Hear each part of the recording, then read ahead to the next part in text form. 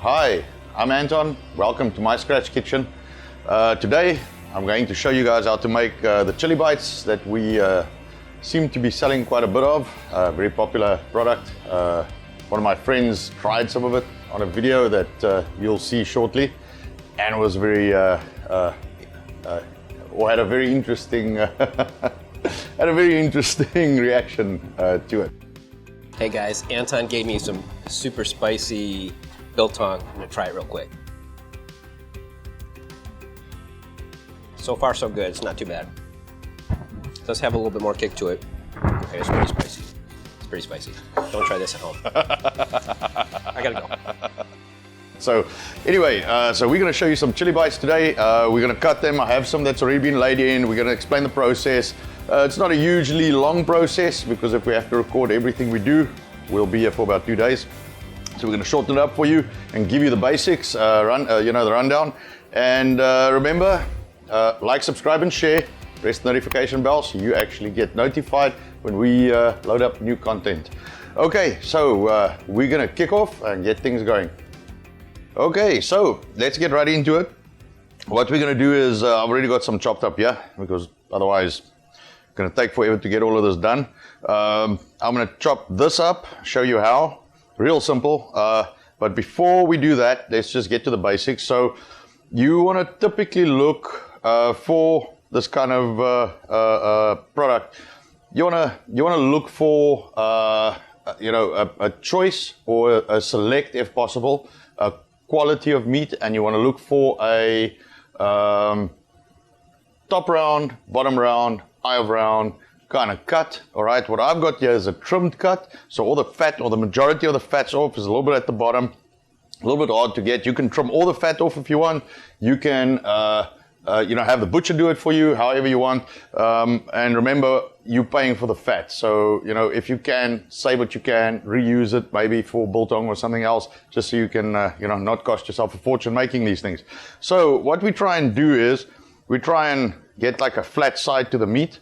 And then you go about a quarter to a half inch thickness. So this completely depends on your taste, all right, how you like it, all right, and you can cut it through. And remember, we're going to cut this in strips. So you want to cut these along the grain. So let me first show you that. So along the grain, all right, you don't cross cut this like you would steak.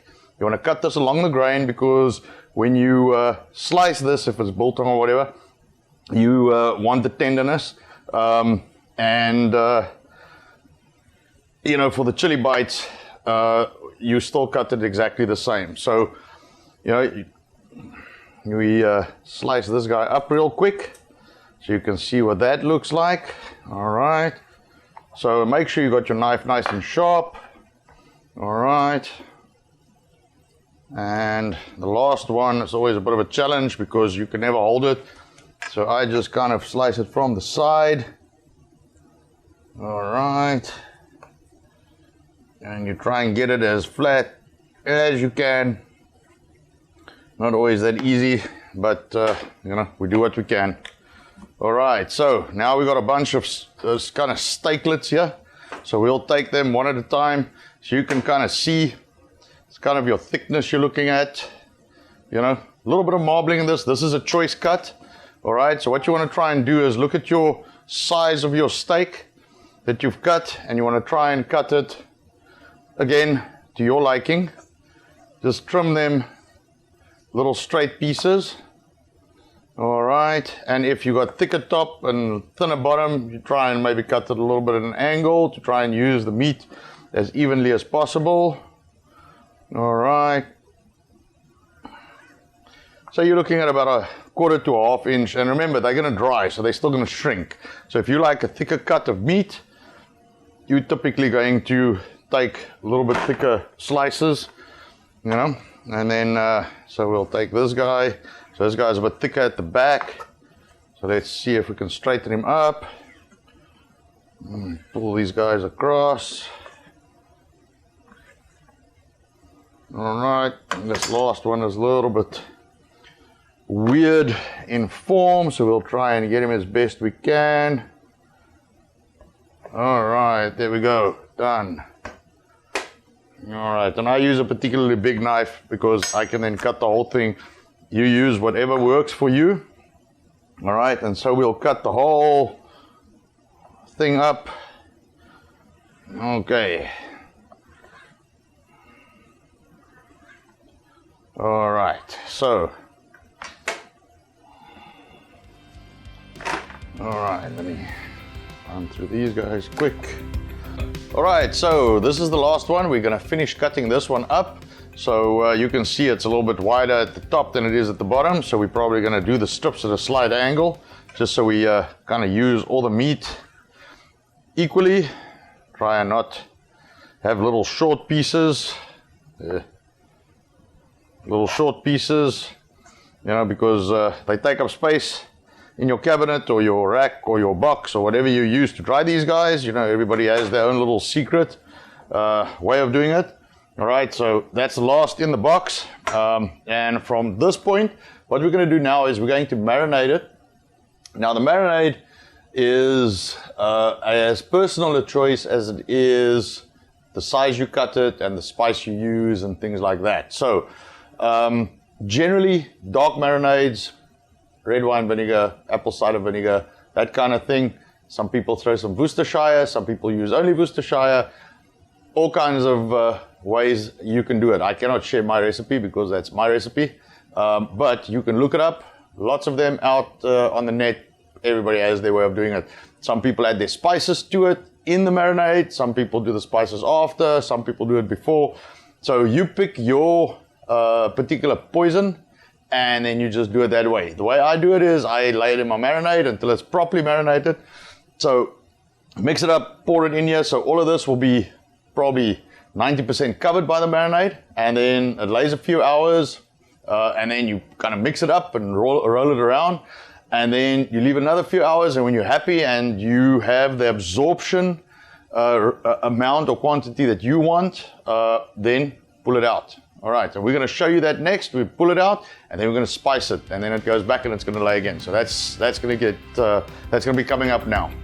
Okay, and we're back. So chopped up the other chili bites, and we put them in the container. They're in the marinade, they're in the fridge, and they are resting now. So after your how many ever hours you did your marinade and you did what you needed to do, we pull them out. And then they kind of look like this, obviously absorbed some of the marinade, and we're going to now spice them. So we use spices that we make here. So we use our own spice. Everything's made in-house. Give me 1 second. I just want to grab some paper so I can wipe my hands down. So we make the spices in-house because it's really expensive to try and import these things, and it'll just make the product astronomically expensive. So in-house made spices, in a nutshell, the spice contains coriander, it contains salt, pepper, it contains some brown sugar, it's got some baking soda in it, and then this one has got some red pepper flakes and some chili, because this is going to be the chili bites, so it's got a bit of a kick to it. As some people can attest. It's pretty good though, it's pretty good, and that'll be the guy that we're going to use for this. So you want to kind of douse your pan with a whole bunch of spices, because you're going to be rolling these guys in it, and you want them well coated. All right, so let's kind of get it out there. All right, and these spices we will actually have for sale on our e-store very, very soon. So if you guys are into making your own chili bites, absolutely try and give ours a whirl. I think it'll hold the candle with anybody's. All right, so I want to coat them nicely. This is the way we do it. You can do it however you want. If you want to mix it into your marinade as previously stated, or if you want to just lightly coat it, however you want. This is the way we kind of roll them here. I almost call it we bread it with the spices, and then your chili bites will be laying again, and that time that it lays, so the main thing to remember is the longer you lay it, the more it will absorb, especially the salt and stuff, So you don't want to lay them too long. You don't want to lay it for a day, for example, because it will get very, very salty. And if you like that, it's fine, but just pay mind to that it might actually overspice. All right, and as you can see, we have a nice big heap here, and we're gonna go, so there's a particularly thick piece. And remember, you're gonna lose about 40 to 50% of your volume in weight. All right, and remember the edges, you wanna get everything coated. All right, and then we're going to be coating the entire pan here, the entire tray full, and we'll put all of them up. All right, and this is basically going to be my job for the next like 15 or 10 minutes till that's done, probably 10 minutes or so. All right, so we have a last few left here. We're going to finish them up now. So you know, you try and use as much of your spice as possible. You don't really want spice left, because whatever's left you throw in the trash. Hence, you cost yourself money. So we try and use up every little last bit, you know, and try and not waste. And then, so we probably, I don't know, 12 hours into the processes at this point. You know, these things lay for quite some time, depending on your marinade, your mixture, and your taste. But we're about 12 hours down now, and that's enough. All right, so here's some of my marinade that's left from the rundown of this. You don't want to, because what's going to happen now is these guys are going to lay here, and they're going to soak the spices in. And the marinade is going to soak out of them a little bit, the marinade you laid them in. So you want to try and dry them just a little bit if you can, because it'll cause less kind of remaining marinade, and the marinade will wash your spices off a little bit. So this will probably be another 4 to 5 hours like this, in a fridge, of course, because it's raw meat. So 4 to 5 hours. The total process at the end is anywhere from, for us, anywhere from 18 to 24 hours. And then we're going to dry them. And drying in my cabinet is about 2 to 3 days. You kind of have to feel it if the texture is right for how you want it, because some people like it a little bit moist in the middle. Chili bites specifically, we try and get them drier than what we would biltong. And yeah, so let me show you what the done product looks like. We're going to close this up. This is going to the fridge now, and we'll be right back. All right, so we've gone through the whole process: cutting, marinating, pulling it out of the marinade, spicing it, and, you know, getting everything done. So because all of that is done in order to get to this point where you can actually eat it. All right, so we're gonna pull one out here. So let me take this one. So that's pretty much what it looks like when it's done. All right, so you'll find a nice, good, solid bit where you can actually hook your hook in, and you can hang it up, and yes, it doesn't break off. And this is where we end up with. So let me see. All right, so this is dried right through. All right, so you can see that's dried right through.